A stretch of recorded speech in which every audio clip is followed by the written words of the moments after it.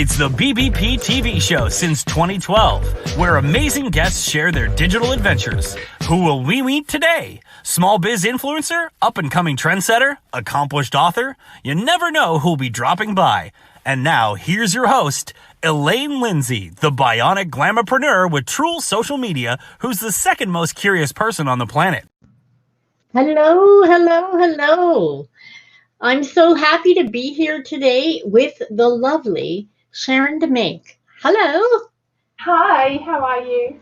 I'm fine, thank you. Sharon's with us all the way from Ireland, and this is going to be a really interesting show because we're going to cover such a wide area of things that are, you'll find out, kind of near and dear to my heart. So without further ado, I want to give you a little bit of the lowdown on Sharon. And Sharon, you have quite the life and career, I have to say. So I'm going to read some of her bio because, it's incredible. She says she spent most of her life feeling like she didn't fit in. There's lots of us who know that feeling. And it was when she was turning 40, she realized she didn't fit in because she was born to stand out. Now, doesn't that just give you chills? Sharon has reached a level of self-love that brings empowerment. She knows her purpose in life is to empower others. I think that really speaks volumes. She's a self-confessed rebel. Oh, yeah. And Sharon ran her first triathlon as a size 18. She became the first ever Miss Curves Ireland at age 40. And she set up a curvy convention because she didn't see clothes represented well on curvy women. And that is very damaging to people's mental health. So she started her own online show called On the Plus Side. And she wanted to be a presenter, but she was making no headway in the usual route. She has dyslexia, as she will tell you, and that's in her book that it currently just went out. And among other things about Sharon, she's the mother to 7 children. And a little bird tells me you didn't plan on ever having kids. Oh, no, pretty much my whole life wasn't planned, and partly because from an early age I didn't know who I was, so I didn't know what direction to take myself in, because I actually pretended so much to please other people. I was a people pleaser that I actually didn't know who I was for all of my childhood and a good bit of my adulthood as well.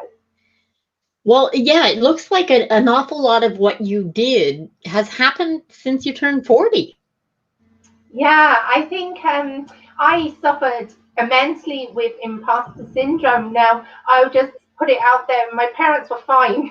There wasn't anything they did wrong. It was just circumstances and the way things were. So I was born in the 70s in London, and London wasn't a multicultural, diverse area then. It was very racist. It was very against mixed marriages. And my mom was over. She went to London to study nursing from Trinidad and Tobago.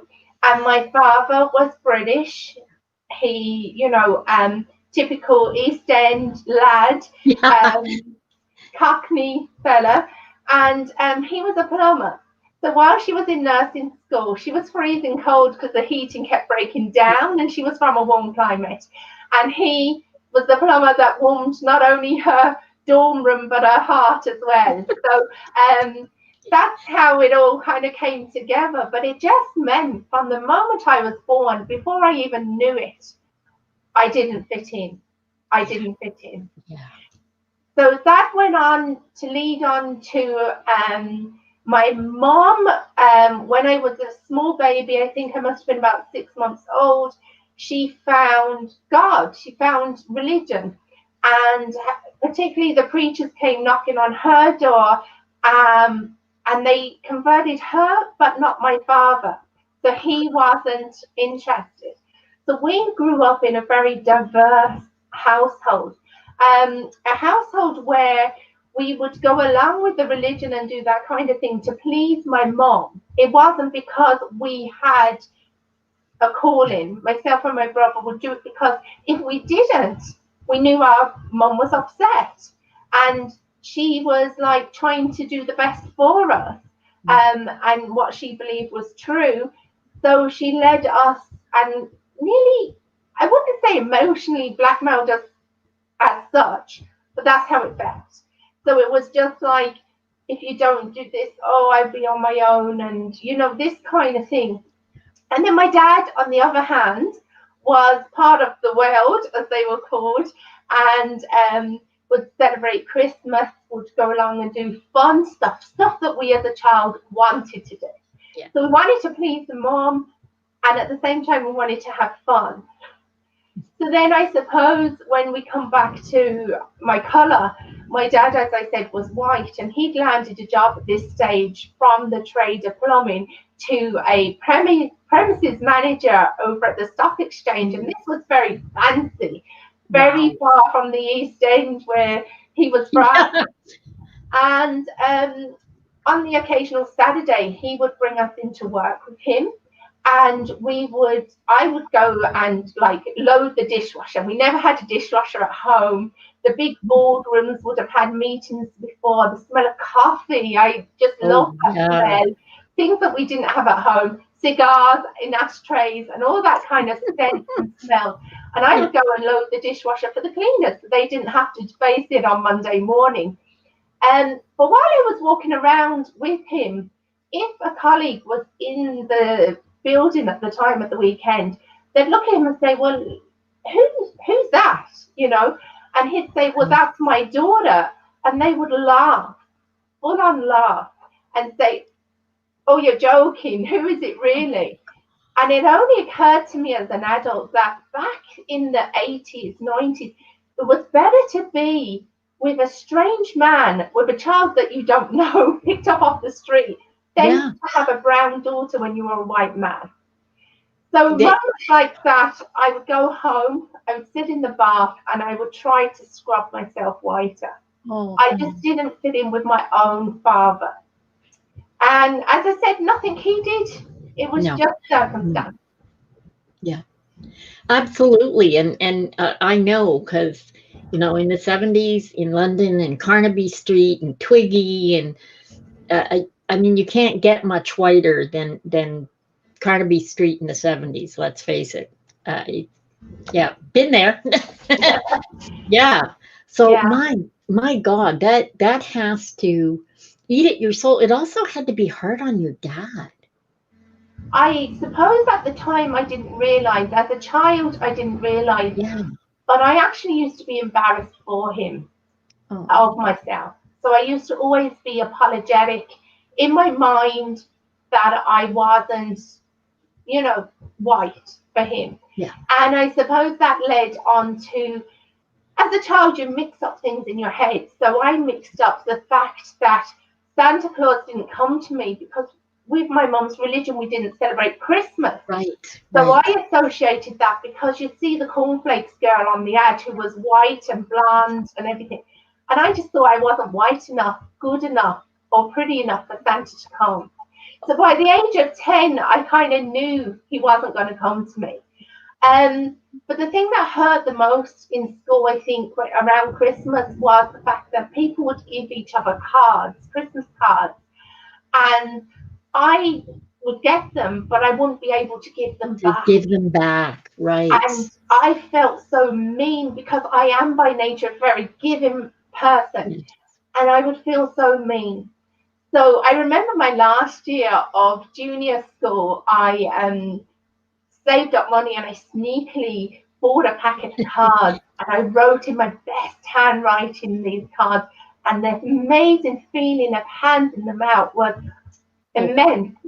But I was pretending because in my greatest moments, I was pretending to my mom that I wasn't doing that. And I was pretending to them that I could do that. And most of all, I was pretending to me. And it just led to me having complete imposter syndrome.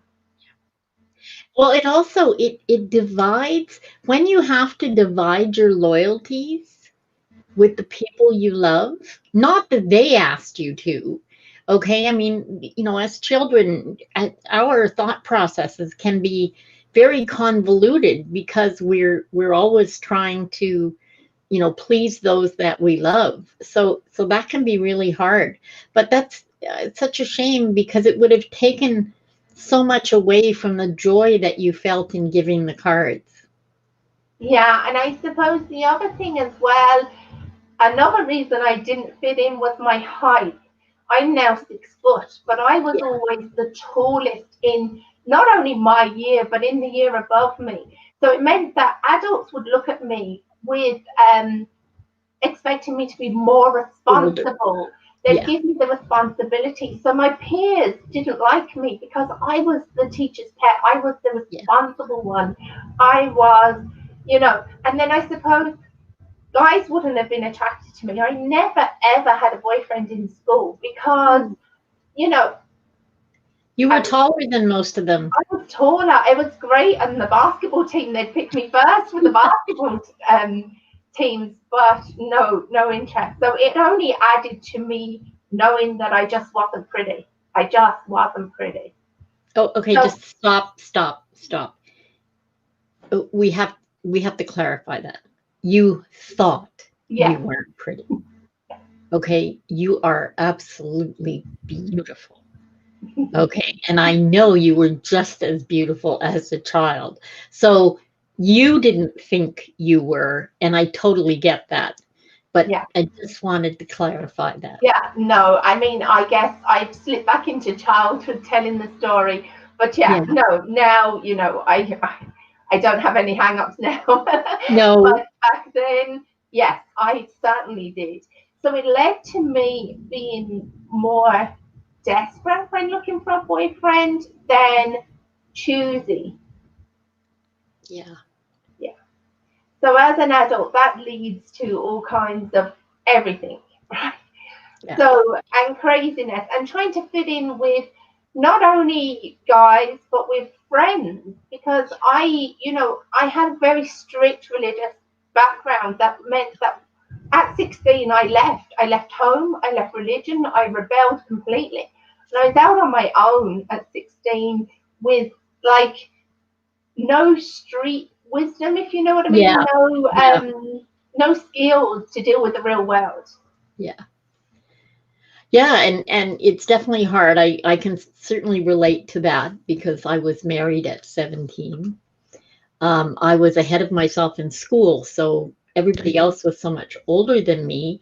This is what they were doing and going off, and it was like, well, okay, then that's what I'll do. Like you, I had a very religious upbringing, but Catholic, and went to a parochial school. So there were some similarities there, but I totally understand those feelings. Me on the other end of the spectrum, barely 5 feet tall, was always too short to kind of fit in. I did play basketball though, and I was actually very good. Brilliant. It's amazing how all of those things sort of shape us and kind of cause the extremes that many people go through in their 20s. Yeah, absolutely. Because it's all we learn. It's a programmed thought. And I just thank you for ignoring the phone. Then my daughter is in labour with my third grandchild, so we're on tender hooks. So that's probably why I forgot to switch that off. Oh, that's okay. Yeah. So I have a good reason, people. That is a very good reason. Yeah. So yeah, I mean we're programmed from young. We learn everything into our microchip. We learn everything into the back of our minds, and we're it's the same with how we rule our lives. Now, I mean, I talk a lot in my self-love work about the word no, and the word no is a wonderful word. It's absolutely beautiful. But as children, we're taught, no, get down, no, don't touch, no, don't. And it's for our own safety. But we learn no as a negative. Yeah. Whereas no to me is a very positive word because every time you say yes to something, you are actually saying no to something else. So unless you actively think about that, but that's a whole different subject with my self-love work. That's a But good it's one. a programmed point that when we're children, we learn the rules of life. And we learn more than just maths and English and Oh, yeah. spelling or not, in my case. You learn a lot more than that. But your life skills is only what you know. And so that's why we need to forgive ourselves, because we can only ever work from what we know. We can only do what we know at that time.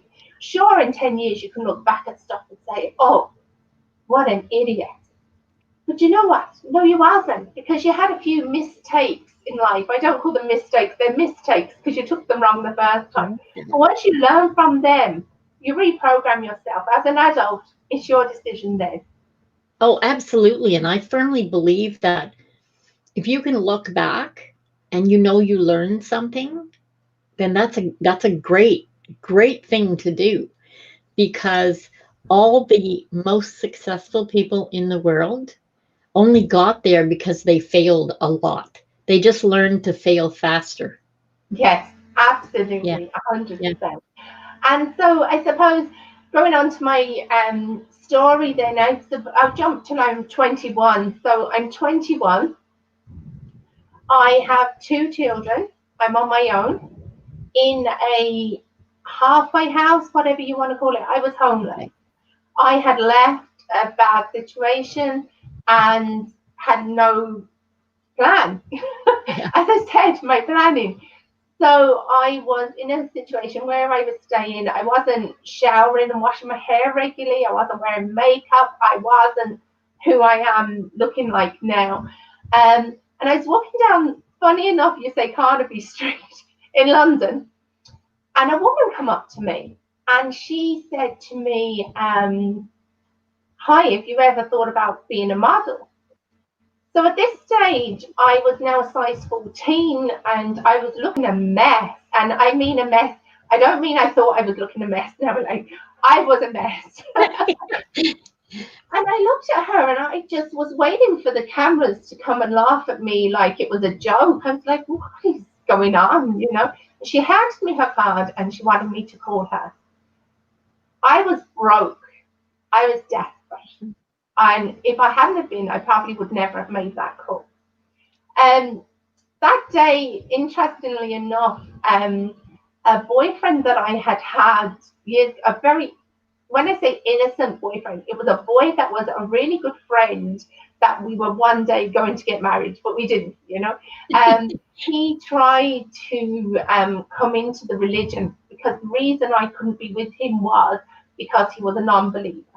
So he tried, and he left me saying with a note through the door, saying that he had found someone else. Now that day, I actually was handed the card from the model agent. I walked around the corner into him. Oh, wow. What a day that was. And he asked me for coffee. Bear in mind, I had no money for coffee. So when his next word was my treat, I was like, okay. Right. So we sat down for coffee and we had chats and everything was, you know, nice and everything else.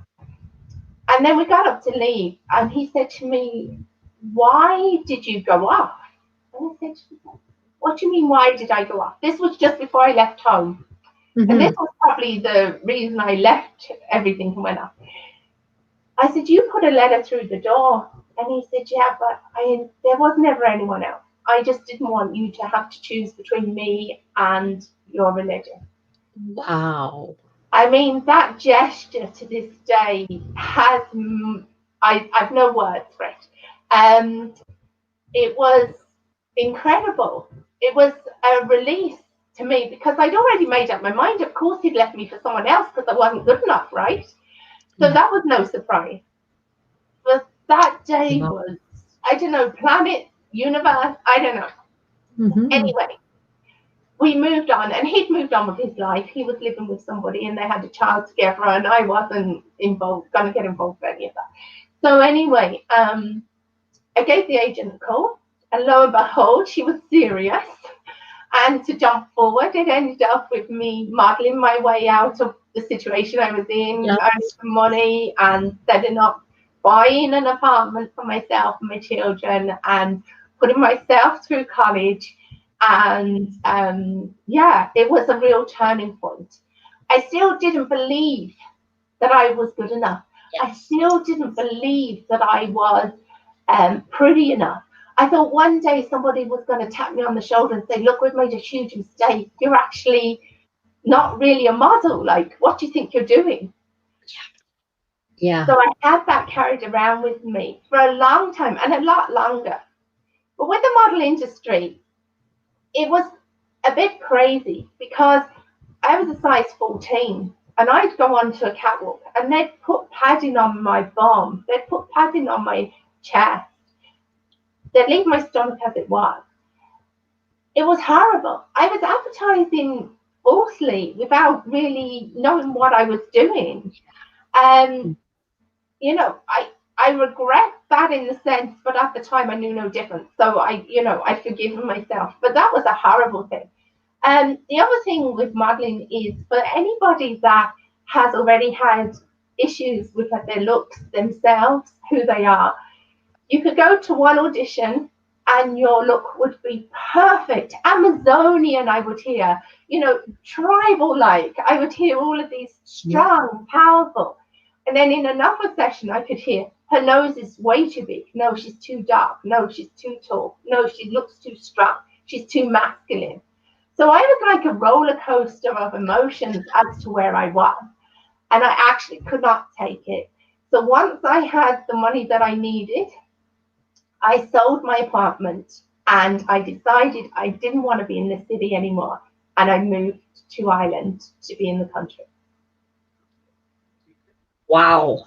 Wow. It takes such incredible internal fortitude. As much as you were questioning yourself and waiting to be found out, that horrible feeling many of us have. Okay. There was still deep in you, there was that kernel of knowing you were meant for more. And the fact that you held on to that and were able to let that guide you, if you will, is it's just incredible. And I wish more people, not just women, but more people who have that inner kernel, allow it to grow instead of constantly pushing it down. And I think as well, I got a lot of confidence because although I've described a child that was a nervous wreck or whatever, my bravado led me. I was a champion ballroom and Latin American dancer when I was a kid. Yeah. There were things that I was doing that was affirming that I was good enough, but I just didn't believe them because of the place I was in. But one thing that ran true to me, and I never understood what my dad meant when he said this to me, and he died when he was 57, so I don't know what he meant, but I can only interpret it myself. He'd always say to me, if I was doubting myself or anything, he'd always say to me, look, you're a plumber's daughter, you can do anything. And I never knew what he meant back then. I used to think, but you're just a plumber. I actually never really knew. But I think them words are so powerful. I think them words still live with me today. Yeah. Oh, and I bet he's incredibly proud. I just know he is. Mm-hmm. So now we've gone across the Irish Sea. We're in Ireland. Where did you land? Why Ireland? And what was next? Well, I landed in Ireland. I knew I wanted to be in the countryside, and I knew I didn't want to be somewhere that I knew no one. So I knew people in Ireland. So that seemed a more obvious choice. What I didn't know and what I didn't mean to do was to fall in love. That came after. And I'm happy to say I'm married to the most wonderful, truly wonderful man who thinks of my happiness beyond his own, and I'm truly blessed. But it took time to get there because I didn't think I deserved him. So why was he? What was wrong with him that he would like take up with me? So the poor guy jumped through hoops of fire. And then I'd question his craziness for jumping through them in the first place. So without going into too much details, look, we've been through a great time. We've been happiness, sadness, all sorts of things. 5 children later, so 7 altogether, and grandchildren coming along now, and it's absolutely wonderful. But yeah, I was still pretending in a way. I still hadn't relaxed to be the true me because I still didn't know who the true me was. So age coming up to my 40th, people say, what was the turning point? What happened? And if I knew, I would put it in a pill tablet and give it to everyone. I do not know what happened. All I can say is you hit a point where you realize you've probably less years ahead of you than behind you, something like that. And you realize you don't want to waste any more of them. You don't want to waste any more time. I think a bucket of confidence and believing in yourself and thinking whoever doesn't think you're good enough, then probably not in your life, you know. And you just put in all your worries and cares, and you just fire that bucket back again and take out what you want. But I realized that when I started being my authentic self, and I mean, I had to date myself again. I had to find out what I liked. I mean, I never knew. As a child, I used to like the idea of painting, but I never thought I was good enough to do that. So I was scared of that. But now I'm painting some amazing pictures. Like, I'm really proud of them. You know, because I've learned what I like. I take my long bubble baths and I read the books that I want to read, not what's on trend in a magazine recommending you read. I dated myself. I spent time with myself, and I've become a better person for it. I used to be the insecure woman that would always be looking at my husband saying, oh, did you look at her? Or why are you looking at her? Or why you know, I was that kind of person. Now I am just like, oh yeah, she is a nice looking girl, isn't she? Because I've changed. He hasn't changed. He's a man. He still glimpses at other people. It doesn't bother. I mean, I glimpse at them too. It's natural. You know, it is natural.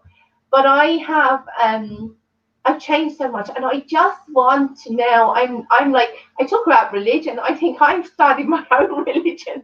I just want to preach to everyone that your life can be incredible if you just stop in it.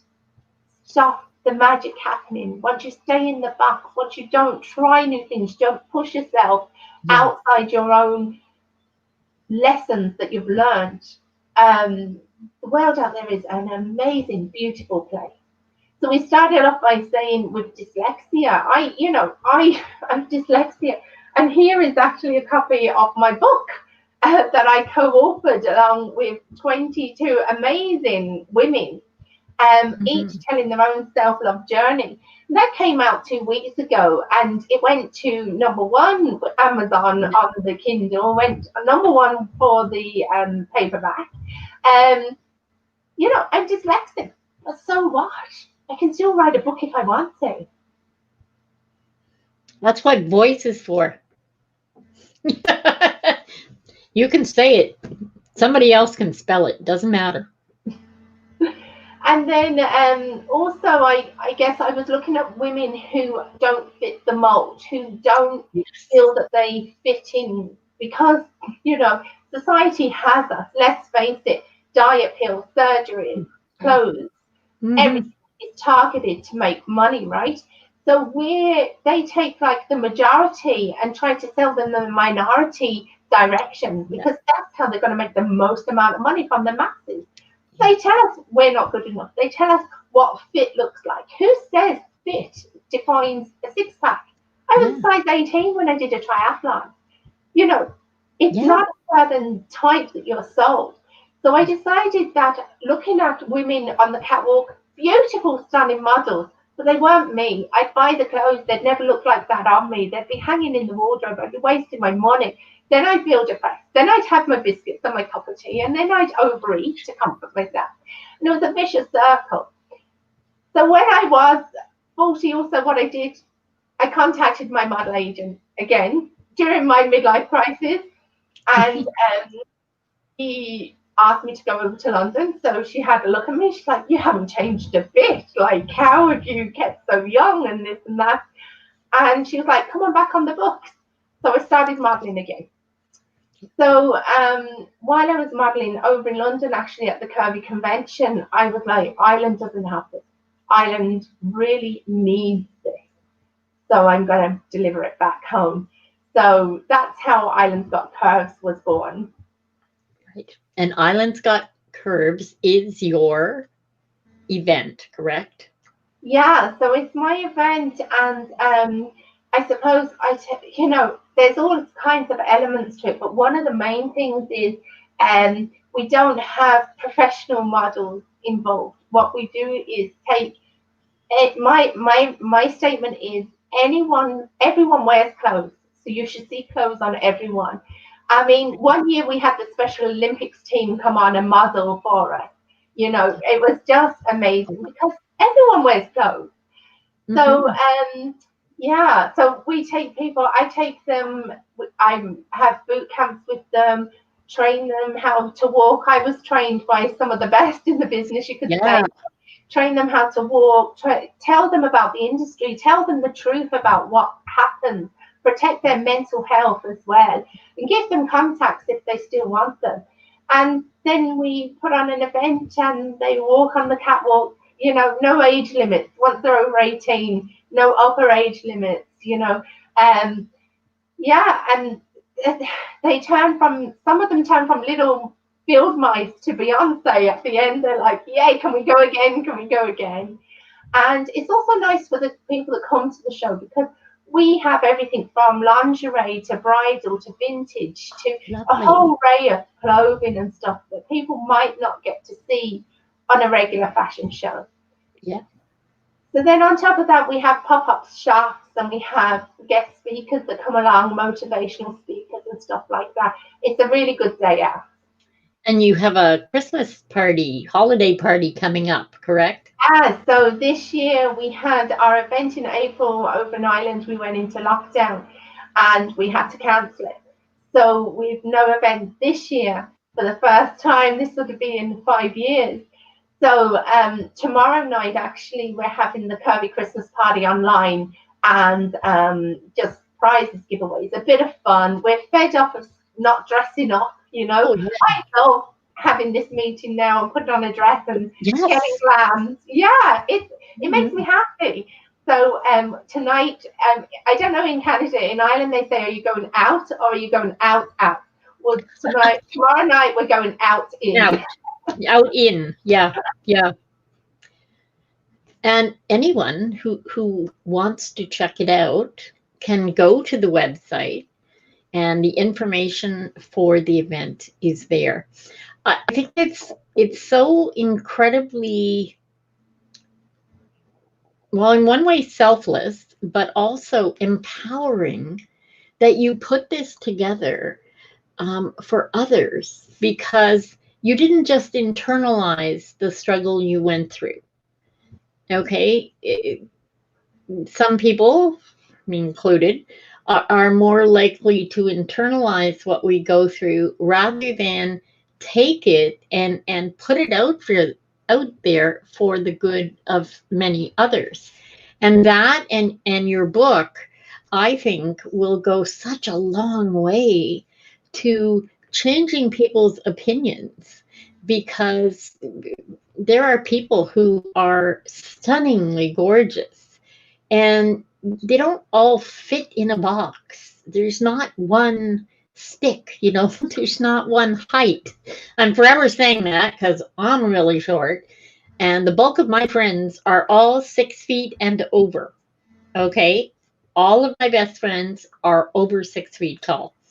So it's, you know, there's both ends. There's people who are wheelchair bound that are also absolutely stunning. And as you said, we all wear clothes. So that makes perfect sense to me. It Why not really have does. everybody And included?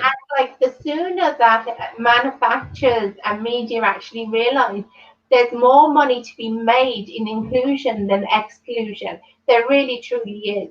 But nobody's going to be brave enough to take that first step.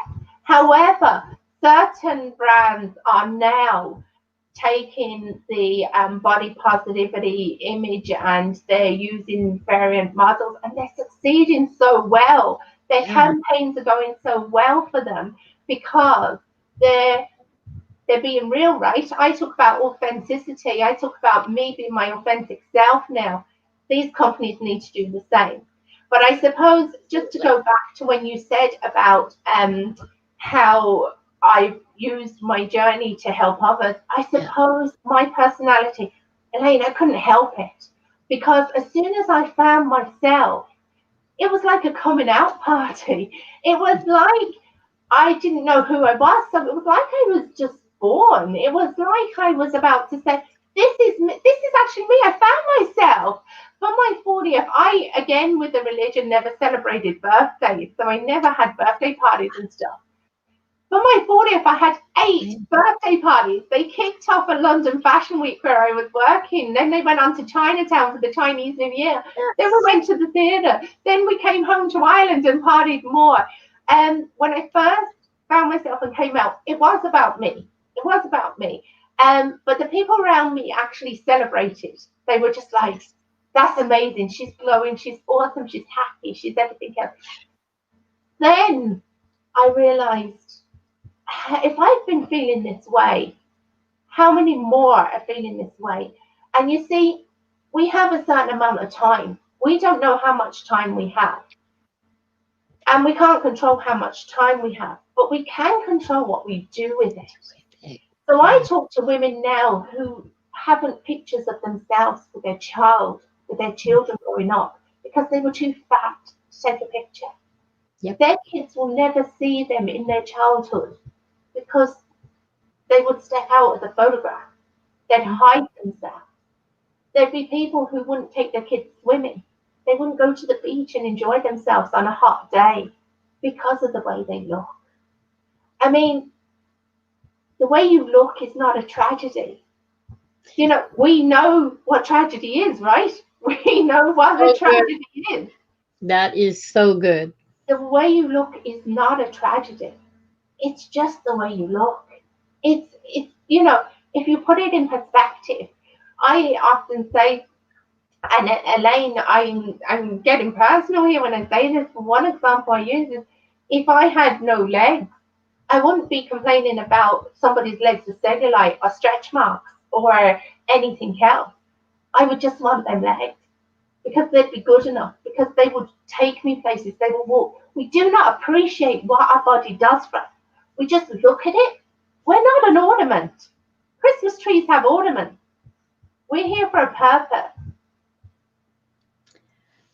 It's such a good point, and part of what you're saying is actually calling me out because that was me, that woman who was never in the photos, who always took the photos, because I was not heavy when I was young, until after my accident, and it became a mental thing, like you, not just imposter syndrome, but being fixated on all the missing bits. And it's true, I'm not just the missing bits. There's lots of bits that are here. And it took me longer than you. Okay, I was well over 40. Well, I was into my 60s before I got to a place that you got to very quickly and understood that, yeah, a lot of that doesn't matter. just being real and enjoying every moment. Because yeah, I absolutely know that our time is limited. We don't know limited to what. So make the most of every minute. Absolutely. And that's part of why I wanted to have you on, because when I was on the plus side, you just radiate such joy and confidence. And it was just beautiful to see. And none of the, the underlying kind of oddness that falls in when you're not comfortable with who you are. And it's kind of new. I guess I'm going to have to birth me like you did. It is amazing. And as I said, one thing we can't control time, but the one thing we can control is our energy. So we Mhm. can control where we spend our energy. We can make more energy. Actually, it's something that we Yeah. can develop, or we could make less energy. We could be very down. 2 years ago, I was diagnosed with fibromyalgia, and I spent 2 months on the couch feeling sorry for myself. My energy was very low. I had to again make a decision. Yeah. What are we doing here, girl? Now I can plan because I know who I am, and I know I wasn't that person on the couch putting on weight, because that's what I was doing. So it's like, what are we going to do about this? Things happen in life. Life is not a bed of roses, but how we deal with things and what we choose to do, and how we spend our energy and who we spend our energy on. Yes. I am not going to waste any energy on people not on people, but on things that are done to me that are negative. They don't deserve my time. They don't deserve my energy. They deserve my forgiveness. Because if I don't forgive them, my energy's gone. Because I'm spending it, spending time in a negative space seems to go, energy goes a lot quicker in a negative space Oh, yeah. than in a joyous space. When you enjoy a space, you just make more. It just keeps coming. Yeah. Yeah. When you go down, you go down. So how I choose to spend my energy and who I choose to spend it on and how, that doesn't mean that I'm a closed book. Look, I'm not a person that's just cutting off people that aren't positive in my life. Absolutely not. No way. I wouldn't do that. I don't take the opinion of people that are there to knock me. And I don't take the opinion of, it's kind of like this, right? Elaine, I would take your opinion any day, because you are on my level of the sense of you're putting yourself out there, you're trying to help people, you're making a difference. Your opinion matters to me, it's important. It's not the be all and end all, but I would definitely listen 100%. For somebody that's sitting at home saying, oh, look at her, look, what's she at now? Their opinion's not even going to be important to me, because not in an arrogant way, but they're just not coming up to the playing field. And in all honesty, this is one of the best quotes I love. Other people's opinions of me are none of my business. It's like, okay, whatever. Yeah. I did find, and we do find this to be true, but when you concentrate on the faults in others, those are the pieces of you you're not quite finished with yet. Totally, I get that. I mean, I spent years before my 40th, before my rebirth. I've just come up with that term, by the way. I love that. I love that. I spent my time, I'm a very disorganized person, organized in chaos, you could say. So I have to work on that skill. So behind me here in my office, everything is all organized, because I looked at that. Why didn't I like organized people? Yeah. Something wrong with me, right? And it was that I was jealous, I was envious. They had what I lacked. Yes. So instead of spending my energy on going, oh, look at that one, another one of them, I became one of them. Yes. Oh, I love that. I love that. So, no one is without faults. No one's perfect. We're all going to see things that we need to balance and work on. And then we're going to see things that we think we need to work on and find out it's too much effort. Really, it doesn't really matter. But it's just being conscious, being mindful, being present, and helping other Yes. people. You have to give with an open heart without expecting a thing back, because no one owes you anything back. When you choose to give, it's because you get a buzz out of giving. It's not because I'm giving you this and I'm going to write a note and think that you're going to pay me back. If you're going down in that direction, forget about it. Never going to work. Yeah. And also, people who give because they feel guilty, that's not a true give. Yeah. You That have goes back to, to my no again. yeah. Yeah. No complications, no strings attached. When you give, it's just should be pure give. Yeah. And my spiritual advisor talked about that for years, that it's important when you give that there's no judgment, no attachment, nothing attached to that other than the fact that it would give you joy to do so. And that's beautiful, and I think that's really what you're all about. And I could quite honestly talk to you forever. This has been amazing. So I have two questions for you. Oh, and one thing we'll say, congratulations. I can't wait to hear about the third grandchild. That's awesome. I'm at 5, so I know how much fun they can be. The second thing is this. I like to leave our audience with a little tip or tweak, or what we call hack, that they can use in their lives, either personal and or business, on a daily or weekly basis, something that can sort of help them get through. Okay, so I'm gonna say in general self-love, because everything is self-love. Everything is self-love, and self-love isn't selfish. Self-love, not having self-love is selfish because you can't perform as well. And that goes into your business as well. Because if you're trying to run a business, you are not going to give to your customers the best you if you are not fulfilled yourself. But what I will say is organization in the workplace. Give yourself enough time to know to work smarter, not harder. Give yourself enough time to schedule your posts and plan. Save time. Do not spend so much time on your business. Your business is your baby when you first have it, but don't let it take over your life. I don't know if you can see up there, a little wall chart there with squares. That square there has my social media for the whole month. That tells me Wow. what I'm posting for the whole month. One morning a month is all it takes. I get together all my photos, all my quotes, everything I want to post. And I have them already in folders across Instagram, Facebook, Twitter. Everything that I want to post is there and it's done. That frees up my month for my self-love. Yeah.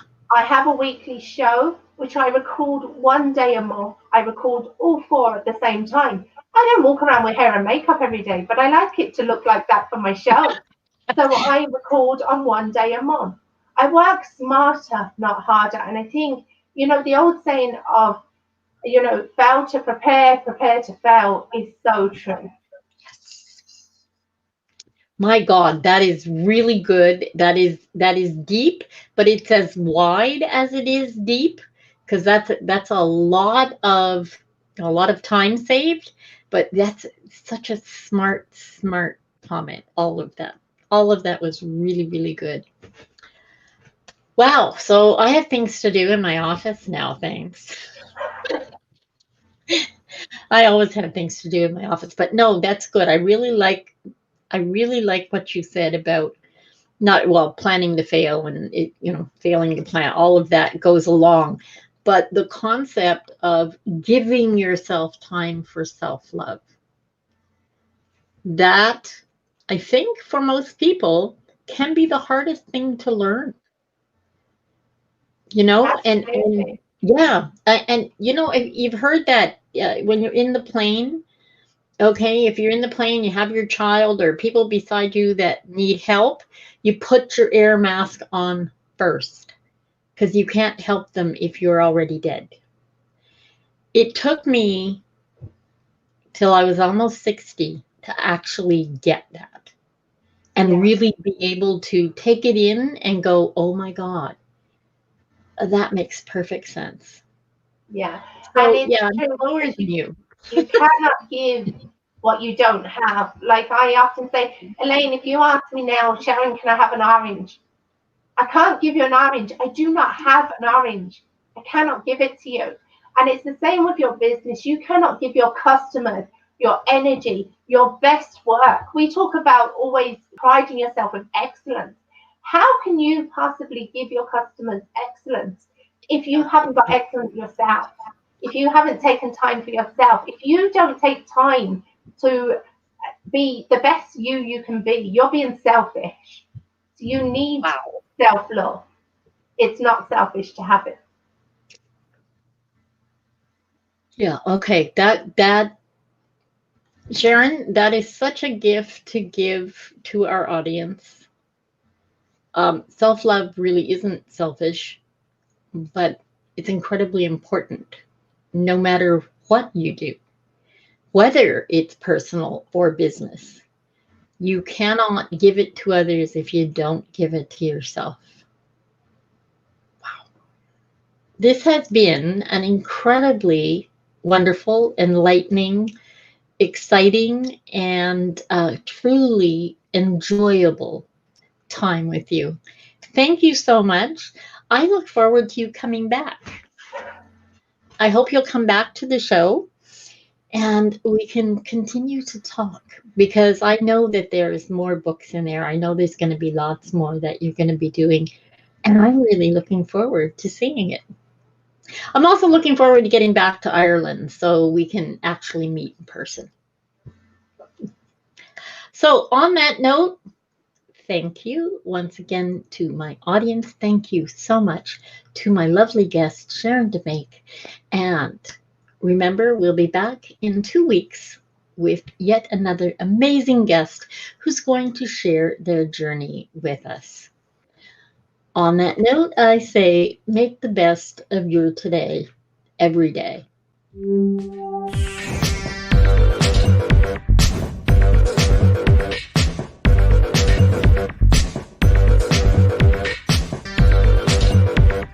By BBP TV Show and Truel Social, helping small biz navigate the digital world.